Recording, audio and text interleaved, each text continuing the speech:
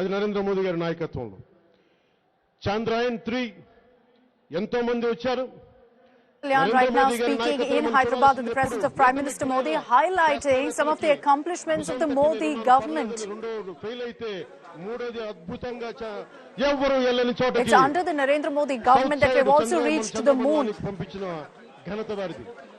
అదే శాస్త్రజ్ఞులు, అదే గొప్పవారు, అదే విద్యావంతులు, కానీ బలమైన సరైన నాయకుడు దెబ్బతిన్నప్పుడు భుజం మీద తడితే ఏ విధంగా ఉంటుందో ఈ రోజున భారతదేశం అభివృద్ధి చూడొచ్చు. 3 దశాబ్దాల పాటు రావాల్సిన ఒక ప్రగతిని నరేంద్ర మోదీ గారి నాయకత్వంలో కేవలం దశాబ్ద కాలంలో. It is under Prime Minister Modi's leadership that we have seen overall progress and development. Number 1 in digital payments. UPI లో దాదాపు 10 billion transactions ఈ దశాబ్ద కాలంలో. 10 billion transfers have happened under the UPI courtesy the Narendra Modi government. 2014లో 10వ స్థానంలో ఉన్న భారతదేశం ఈ రోజున 5వ స్థానంలో నరేంద్ర మోదీ గారి నాయకత్వంలో మనం సాధించగలిగాం. ఈ రోజున బీసీల గురించే వస్తే అత్యధిక శాతం ఈ దేశం బీసీల జనాభా. మేము వారిని ముఖ్యమంత్రి చేస్తాం, అనగారిన వర్గాలను ముఖ్యమంత్రి చేస్తామని చెప్పి నోటితో చెప్పడం చాలా తేలిక, నోటితో ప్రేమించడం తేలిక.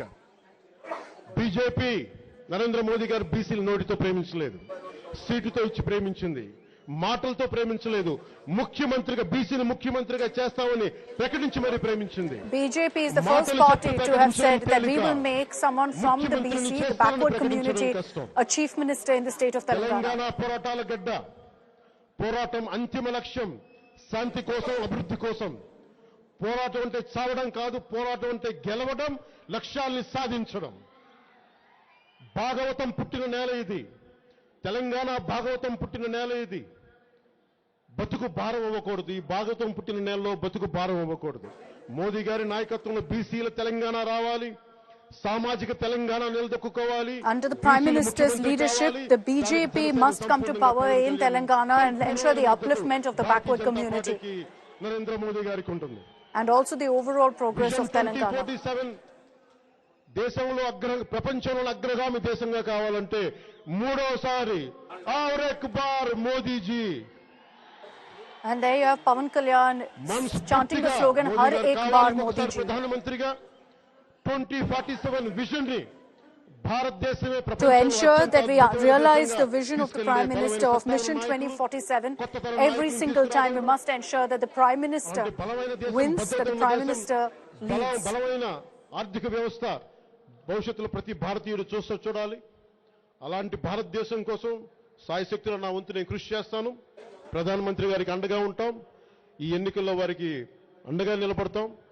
మాకు వారితో కలిసి పోటీ చేసేందుకు అవకాశం ఇచ్చిన ప్రతి నాయకులందరికీ, పేరు పేరున కిషన్ రెడ్డి గారికి, లక్ష్మణ్ గారికి, బండి సంజయ్ గారికి, ప్రతి ఒక్కరికి పేరు పేరున నా హృదయపూర్వక ధన్యవాదాలు తెలుపుకుంటూ అమిత్ షా గారికి I'd like to convey my gratitude, my thanks to Home Minister Amit Shah, besides the Prime Minister, to Bandi Sanjay, to Kishan Reddy and every BJP leader.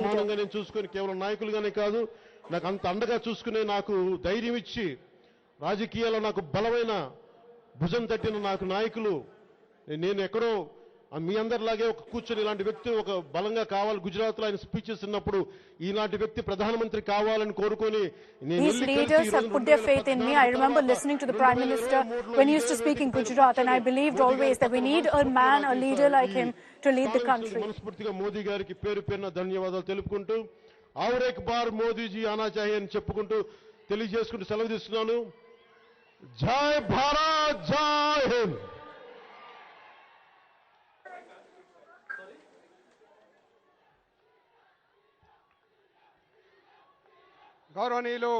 And there you have Power Star Pawan Kalyan speaking there, heaping praise on Prime Minister Modi. You see him seated right next to Prime Minister Modi. Both of them are all smiles. And very clearly, Pawan Kalyan sending out the message that he's honored to be tying up with the BJP. So the Telangana BJP chief and Union Minister Kishan Reddy is currently speaking. We're standing by for the Prime Minister also to speak. But this is an important moment because you've got now the BJP sealing the deal with the Janasena, with Pawan Kalyan present there at the Prime Minister's rally. And you see, in fact, what Pawan Kalyan has said. The superstar has made it clear that he 100% backs the BJP. His full speech peppered with praise for Prime Minister Narendra Modi for the work that he's done nationally and highlighting that there's a need to ensure that the same leadership is brought in Telangana as well. I want to bring in Apurva Jayachandran, who's joining us live from the LB Stadium in Hyderabad, which is where right now this rally is taking place. Apurva, you look at Pawan Kalyan's speech there. Obviously, you know, he's known for his hard-hitting speeches. We've seen it repeatedly in Andhra Pradesh when he takes on Jagan Mohan Reddy. This time, using that, he's heaped praise on the Prime Minister, repeatedly saying that it's time now for Telangana to vote for Prime Minister Modi, making him the face of the campaign, essentially, for the BJP and the Janasena. Well, Akshita, it's important that we see both these leaders. You know, we have Prime Minister Narendra Modi on one side and also the power star Pawan Kalyan, who's on the other side, joining here, addressing in the same dais as Prime Minister Narendra Modi today. It's going to be an interesting speech that we'll also expect from Prime Minister Narendra Modi in just a couple of minutes from now. But we're already getting to see how Pawan Kalyan has made a strong statement that he says he is also, not only in the India alliance, but also that he is in full support of whatever the Modi government has been doing for the nation, for the people of India over the last couple of years, maybe be it through its the schemes that the BJP has brought out or various other opportunities that the BJP has provided. That's what Pawan Kalyan has also gone on to state. It's going to be interesting because now we're seeing how Pawan Kalyan has not only given a bold statement there in support of Prime Minister Narendra Modi, but also we're hearing from sources that Janasena, which is Pawan Kalyan's party, they're also going to be partaking in the Telangana elections. They're not only making an entry here into Telangana elections, but also that it's going to be one important one in alliance with the BJP. That's what we're hearing.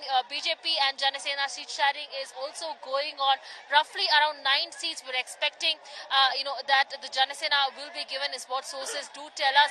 So it's going to be extremely important that this smooth talks go over between the Janasena as well as the BJP there. And now with Pawan Kalyan making his presence amidst Prime Minister Narendra Modi's public address today here in LB Stadium, it's a grand gesture there by the power star as well. As you can see around me, the people who have gathered here are also not small in number. Several cadres have gathered here, women, children, all of them supporters of the BJP have gathered here. This amidst the heavy security that has been lined up. The entire LB Stadium is in fact jam-packed with public, all witnessing to hear Prime Minister Narendra Modi speaking as well.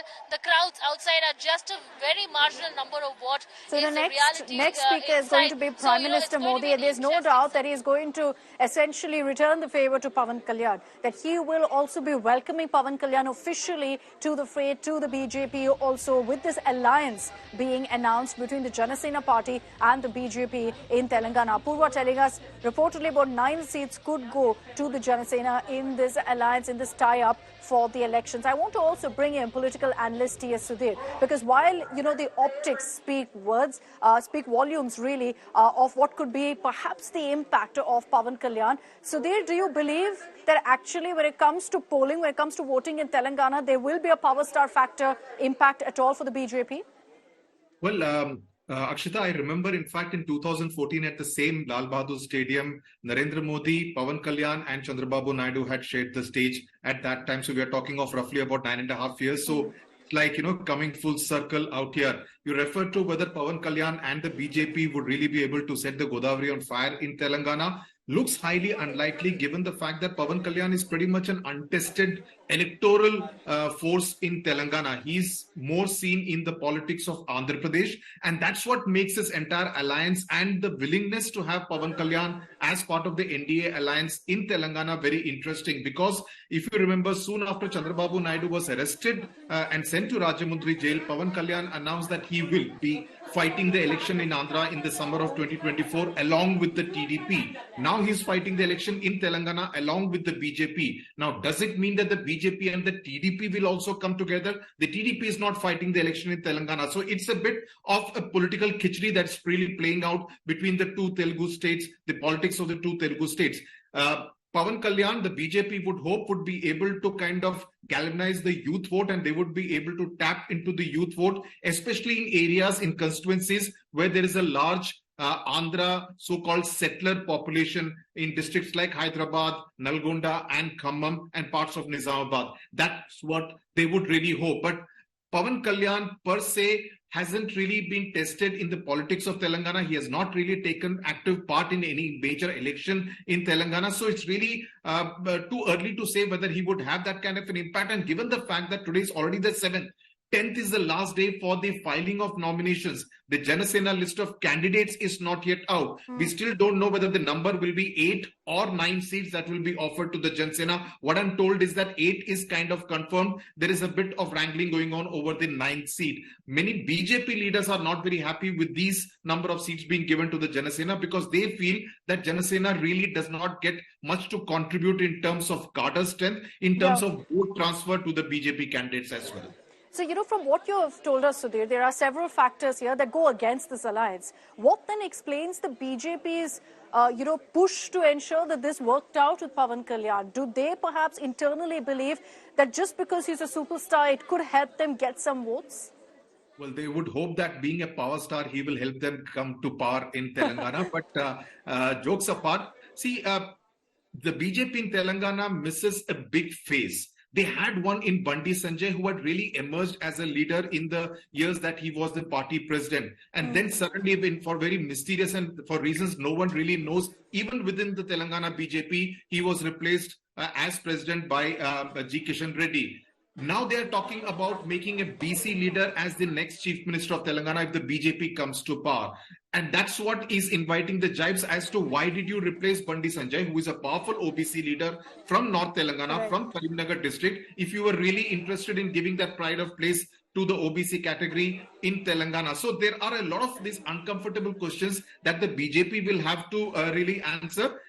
Pawan Kalyan fits the space because there's a large Munnur Kapu population in Telangana, and they would hope that there would be some kind of a synergy. And obviously, he's a huge crowd puller. So if he goes and campaigns in any part of Telangana, there would be those huge crowds, and the BJP would hope that some of that will Sudhir, my apologies for interrupting, but we're cutting across now to the Prime Minister who's speaking at the LB Stadium. Bharat Mata ki देवी सम्मक्का सरलम्मा की जय यदाद्री लक्ष्मी नरसिम्हा स्वामी की सकल जनसभा को వచ్చిన తెలంగాణ బంధువులు కూడా శుభాకాంక్షలు तेलंगाना की इस महान धरती को मैं आदरपूर्वक नमन करता हूं। ऐसा लग रहा है जैसे मैं अपने कुटुंब के बीच आ गया हूं, अपने परिवार के बीच आ गया हूं। आप सभी तो मेरा परिवार हो। నా కుటుంబ సభ్యులారా, बीसी आत्मगौरव सभा इसका हिस्सा बनना मैं अपना सौभाग्य मानता हूं। और ये धरती, ये मैदान, इसका मेरे जीवन में बहुत बड़ा स्थान है। 2013 में आप सबने मुझे बुलाया था इसी मैदान में और आप लोगों ने टिकट रखा था कि जो मोदी जी की सभा में आना चाहता है उसको टिकट लेना पड़ेगा, पैसा देना पड़ेगा। हिंदुस्तान के राजनीतिक जीवन की ये पहली और सबसे बड़ी घटना थी और पूरे विश्व में खबर फैल गई, हिंदुस्तान के जन जन में पहुंच गई और एक प्रकार से इसी मैदान में मोदी को प्रधानमंत्री बनाने की पक्की नींव रखने का काम हैदराबाद ने, इसी मैदान ने आप लोगों ने किया था। और मैं आज विश्वास से कहता हूं, जिस मैदान से मिले आशीर्वाद, मोदी को पीएम बना दिया, इसी मैदान के आपके आशीर्वाद बीजेपी का पहला मुख्यमंत्री, बीसी मुख्यमंत्री यहीं से बनेगा।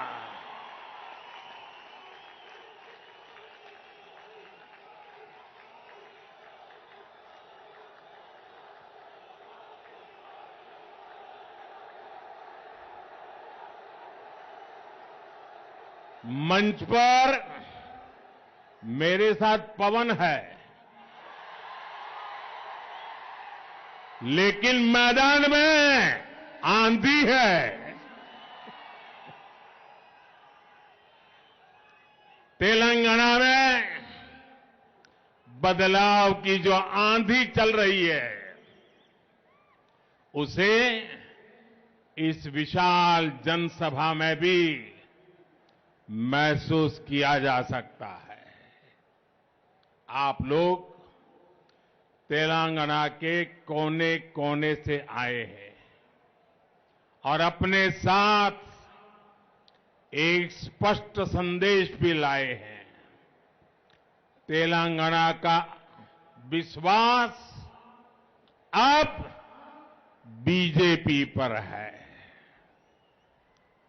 हमारे बीसी साथी हो, गरीब हो, दलित हो, एसटी, एससी भाई बहन हो, सभी ने तेलंगाना में परिवर्तन का मन बना लिया है। पिछले 9 वर्षों से यहां तेलंगाना में विकास विरोधी, बीसी विरोधी, एससी एसटी विरोधी सरकार है। इस 30 नवंबर को आप लोगों के पास तेलंगाना की बीसी विरोधी सरकार को उखाड़ फेंकने का बेहतरीन अवसर है। अब तेलंगाना में कमल ही कमल खिले, ये आपको सुनिश्चित करना है। ना कुटुंब सभ्युलारा, तेलंगाना का गठन 3 मुद्दों पर हुआ था। पानी, पैसा और रोजगार, नीलू, निधुलू और नियामकालू, इन तीनों मुद्दों पर जन विरोधी सरकार ने तेलंगाना के लोगों के साथ धोखा हुआ है। अलग तेलंगाना राज्य के आंदोलन में हमारे बीसी भाई बहनों की बहुत बड़ी भूमिका थी। वो आंदोलन में सबसे आगे थे। अलग राज्य के लिए हमारे कितने ही साथी शहीद हो गए थे। लेकिन तेलंगाना बनने के बाद यहां ही सरकार ने सबसे बड़ा धोखा हमारे बीसी साथियों के साथ ही किया। यहां की सरकार ने बीसी हितों की लगातार उपेक्षा की। तेलंगाना में इतनी बड़ी ओबीसी, एससी, एसटी आबादी है, लेकिन उनकी आकांक्षाओं पर बीआरएस ने कभी ध्यान नहीं दिया। वो अपने परिवार में ही लगा रहा। यहां तो बीआरएस की दो टीमें तो साफ दिखती हैं, एक पर्दे के पीछे सी टीम भी है। ये कांग्रेस का सी है ना, ये सी बीआरएस की सी टीम है। एक कांग्रेस बीआरएस की सी टीम है। बैकवर्ड क्लास की आकांक्षाएं कांग्रेस के भी एजेंडे में शामिल नहीं है। कांग्रेस और बीआरएस दोनों के ही डीएनए में तीन बातें कॉमन है। एक, परिवारवाद, दूसरा भ्रष्टाचार और तीसरा तुष्टीकरण। इन परिवारवादी पार्टियों के संरक्षण में भ्रष्टाचार फलता है, फूलता है और अवसर भी सिर्फ और सिर्फ नाते रिश्तेदारों को ही मिलता है। परिवारवाद की मानसिकता से चलने वाली बीआरएस और कांग्रेस यहां कभी भी किसी बीसी को सीएम नहीं बनने देगी। साथियों, ये एनडीए है, बीजेपी है, जो ओबीसी हितों का सबसे ज्यादा ध्यान रखती है, उन्हें सबसे ज्यादा प्रतिनिधित्व देती है। बीजेपी का हमेशा से ये प्रयास रहा है कि दलित, पीड़ित, शोषित, वंचित, पिछड़े, आदिवासी समुदाय को उचित प्रतिनिधित्व मिलता रहे। जब अटल बिहारी वाजपेयी की सरकार थी और हमें सेवा करने का मौका मिला, तो एपीजे अब्दुल कलाम जी को हमने देश का राष्ट्रपति बनाया। 1996 में जब आदिवासी नेता पीएस संगमा जी का नाम लोकसभा के स्पीकर पद के लिए चुना गया, तो अटल जी ने समर्थन का नेतृत्व किया। 2012 में राष्ट्रपति चुनाव में भी बीजेपी ने पीएस संगमा जी के नाम का समर्थन किया। एनडीए ने ही जीएमसी बाल योगी जी को स्पीकर पद के लिए नामित किया था, जो देश के पहले दलित लोकसभा अध्यक्ष बने थे। जब बीजेपी को अवसर मिला तो उसने दलित समुदाय से रामनाथ कोविंद जी को राष्ट्रपति बनाया। जब बीजेपी को मौका मिला तो उसने आदिवासी समुदाय से द्रौपदी मुर्मू जी को राष्ट्रपति बनाया। और यही मैदान है। All right, we'll continue getting you all the highlights of the Prime Minister's address in Hyderabad and, of course, the big political face-off thereafter. That's all we have time for in this edition of 6 p.m. Prime. Thanks for tuning in.